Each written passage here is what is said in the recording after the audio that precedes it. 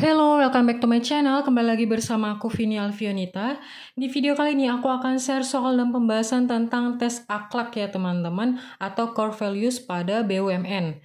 Nah, model soal core value ini mirip dengan TKP CPNS ya teman-teman, atau tes kepribadian. Oleh karena itu, pilih opsi yang paling menguntungkan kepentingan umum, mengandung win-win solution, dan menunjukkan loyalitas. Oke teman-teman, di video kali ini aku akan sediakan 6 soal. Untuk satu soalnya itu aku kasih jeda waktu 10 detik untuk teman-teman menjawabnya ya. Kalau teman-teman merasa 10 detik kecepatan, kalian bisa pause dan nanti kita akan jawab bareng-bareng. Dan kalau misalnya teman-teman punya jawaban yang berbeda dariku, kalian bisa komen di bawah dan kasih tahu alasan teman-teman semuanya. Oke, tanpa berlama-lama langsung saja kita masuk ke soal yang pertama. Tunggu dulu, jangan lupa dukung channel aku ya dengan cara subscribe. Terima kasih.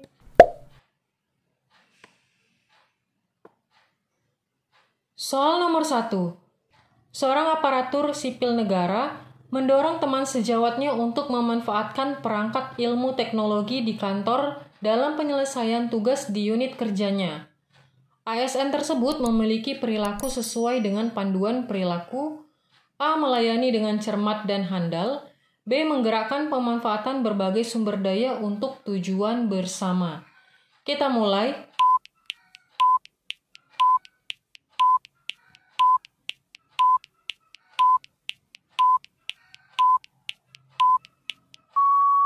Stop.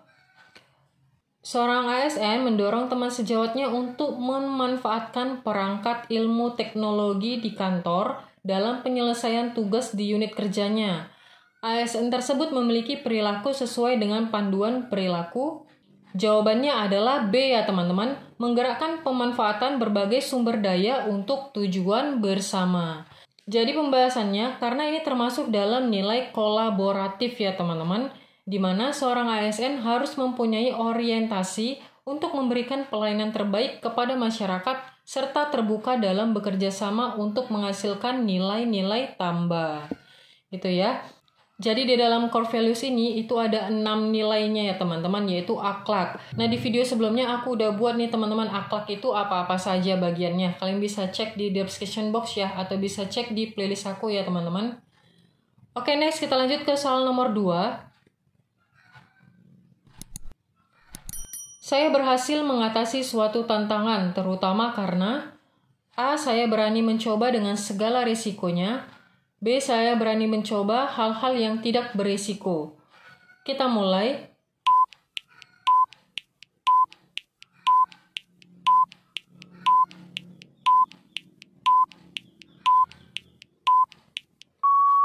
Stop.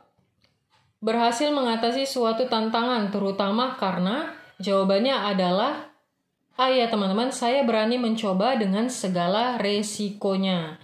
Jadi karena berani mencoba akan mempertebal niat untuk keluar dari zona nyaman demi mencapai perubahan. Jadi akan ada perubahan jika kita keluar dari zona nyaman tersebut. Nah, di sini ada kata-kata mutiaranya nih teman-teman. Jangan takut gagal sebelum mencoba. Jangan takut jatuh sebelum melangkah. Kesuksesan milik orang yang berani untuk mencoba. Oke, next kita lanjut ke soal nomor 3.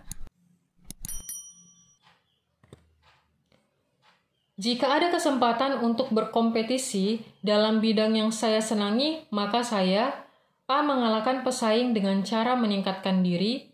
B. Tidak ikut kompetisi. Kita mulai.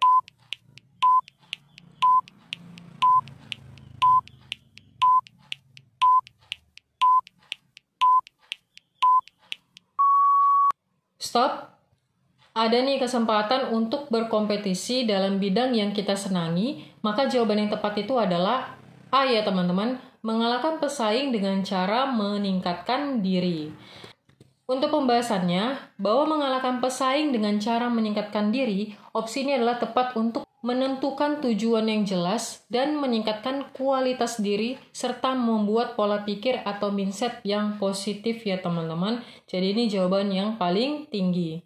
Next kita lanjut ke soal nomor 4.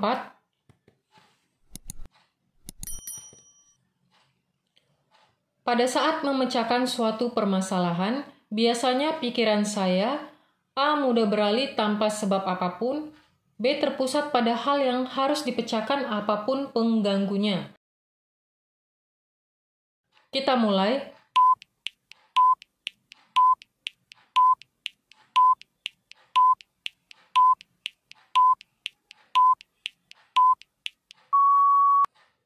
Stop. Pada saat memecahkan suatu permasalahan, biasanya pikiran saya adalah B ya teman-teman, terpusat pada hal yang harus dipecahkan apapun pengganggunya. Jadi nggak ke distract sama yang lain-lainnya. Kita lihat pembahasannya. Jawaban B adalah cara untuk membuat tetap tenang saat menghadapi masalah. Yang pertama, cobalah untuk menjauhkan diri dari semua orang. Yang kedua, tanyakan pada diri sendiri mengapa hal tersebut bisa terjadi. Yang ketiga, gunakan sistem sebab akibat dan jika maka. Yang keempat, mulai bicara pada orang terdekat untuk konsultasi. Yang kelima, eksekusi tindakan yang menurutmu benar. Jadi dengan hal tersebut, kita akan fokus nih teman-teman untuk memecahkan suatu masalah, apapun pengganggunya, karena kita tahu nih cara proses penyelesaian masalah tersebut, gitu ya. Jadi kita harus tahu ini untuk menghadapi masalah dengan tenang. Next, kita lanjut ke soal nomor 5. Atasan saya memberi kesempatan bagi saya untuk mewakilinya di sebuah rapat, karena beliau sedang di luar kota dan meminta saya memberi usulan atas beberapa permasalahan kantor. Sikap Anda adalah A. Saya menelpon atasan terlebih dahulu, lalu mengambil keputusan sesuai arahan pimpinan. B. Bagaimanapun juga, saya tidak bersedia mengambil keputusan. Kita mulai.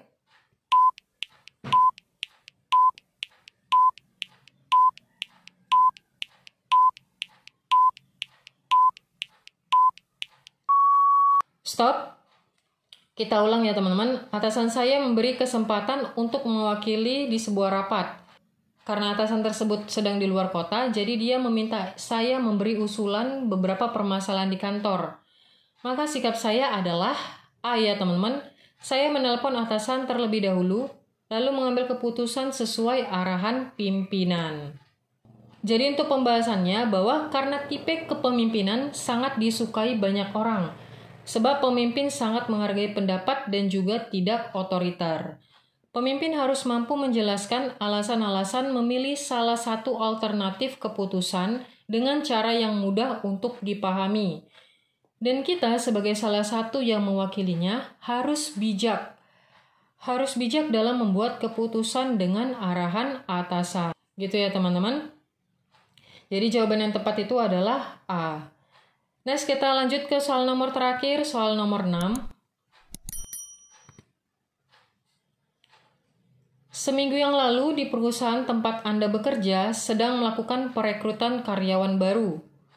Hari ini semua dari calon pelamar yang memenuhi syarat administrasi diminta datang oleh atasan Anda untuk seleksi.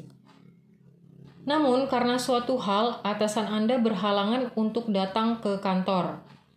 Atasan meminta Anda untuk memutuskan diterima atau tidaknya pelamar tersebut di perusahaan. Nah, hal apa nih yang akan kamu lakukan? A. Melakukan seleksi berupa tes tertulis dan wawancara secara singkat dengan pelamar. B. Memberikan tes tertulis, wawancara, dan memutuskan untuk menerima atau menolak berdasarkan klasifikasi yang diinginkan perusahaan. Kita mulai.